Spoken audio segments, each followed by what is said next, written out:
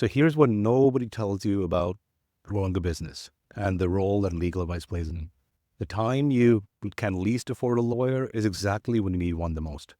My name is Ramesh Chatterjee, and 8 years ago, I watched the pattern of reactive lawyering really be the cause of so much struggle for so many business owners after practicing law for over a decade. And let me show you what reactive legal support really looks like.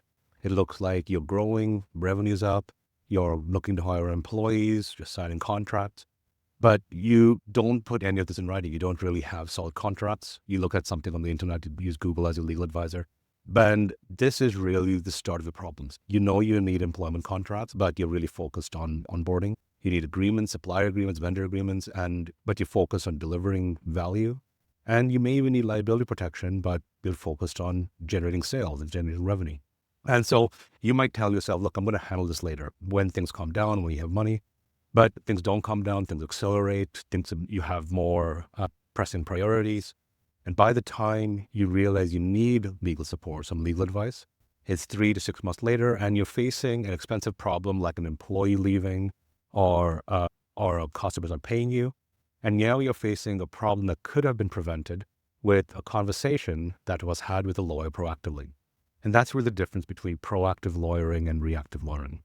Proactive lawyering is talking to a lawyer in advance of a problem so that you're addressing it before it even happens. In this way, proactive legal advice is really accelerating your success by helping you make better decisions before they become problems. Reactive lawyering, when you're talking to a lawyer after problem starts, that's a recipe for draining cash, damaging relationships, and frankly, it's going to kill your momentum because now you've got to make decisions about a problem that's really causing a lot of stress. And that's why I started Signal Lawyers over 8 years ago. It all started by asking the question, what if there's a better way? Where a law firm and a set of lawyers are making money by helping clients grow proactively, not by billing hours retroactively. And it's about ensuring that clients have guidance that they're not afraid to use because the costs are more predictable. And it's a lawyer or a set of professionals that's building out proactive systems that prevent problems before they become expensive prices. And so that's the reason why for the month of October, because it marks our 8th year anniversary, I'm going to pull back on the curtain of how we built it, the journey of how we got here. We've got 5 major phases, in my mind at least. 5 moments which were really foundational to how we built Signal Lawyers. And I'm going to share with you some of the challenges that are associated with these pivots. Because if you are looking to succeed in this economy, you need some visibility into the decisions that matter before they become problems that you have to fix. And just for clarity, I'm not going to give you like something that's airy-fairy here. There have been a lot of learning experiences, partnerships that worked, some that didn't, the approach that I shared using technology, and some of the mistakes I made along the way that nevertheless are vital for me to get here. So in terms of what you can expect, week 1 starts off for October 1st. We'll cover these 5 different pivots, right? So my story of my burnout and the idea of the better way, how I realized the value of collaboration and how the collaborative paid off. And then the 3rd pivot is how I realized this was not a good relationship. I needed to end it. And then the last 2 are really about how I had to adapt after the pandemic. And we'll conclude by talking about how technologies such as artificial intelligence, how they've really amplified my workflows and my decision-making. And now each of these pivots are going to have a sort of framework that I'm going to share with you just so that you put some value.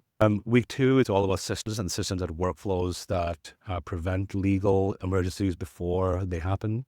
Week 3 is all about the idea of like who, not how, finding good people to support your success. Week 4 is about technology choices and why AI is really a supplement or enhancement of your existing capabilities and competence.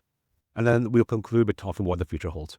And of course, over the course of this experience, I'll be sharing with you a whole bunch of strategies around using AI. I'm so excited to share some of our AI wizards that'll help you make better decisions. And yeah, so it'll be shortish videos, probably not as long as this one. On Fridays, if I'm available, I'm going to try and do some Friday lives where I'll be answering questions received in advance about my journey. And we'll also be sharing intimately some of our examples of how we use AI in our practice and how our clients use AI in our practice. And so my promise here is that every video here is going to be delivering value, whether you become a client or not, okay? this is not really a sales thing. It's really about showing some of the decision making, give some visibility about decision making. I'm showing you what's worked for us. And so then you can be better positioned to see if that strategy will work for you. So if you're running a business and you're looking to scale, I'm hoping this series will show you how proactive legal guidance can enhance your decision making and prevent cost and mistakes. And if at the end of the series you think that this is something you want with a lawyer, I'd love to have a chat with you and see if we can be of assistance. And if you're doing that, it's probably not because I've sold to you, it's because you appreciate the way I think. And again, this YouTube series is probably going to be more about that than anything else. So 8 years ago, I watched too many business owners struggle when it comes to talking to their lawyer when problems were already expensive.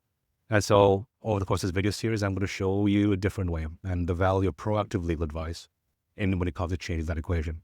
So first video drops tomorrow, and we'll talk about how I realized that practicing law reactively is bad not only for clients, but also for lawyers. Subscribe so you don't miss it, okay? We'll chat soon. Cheers.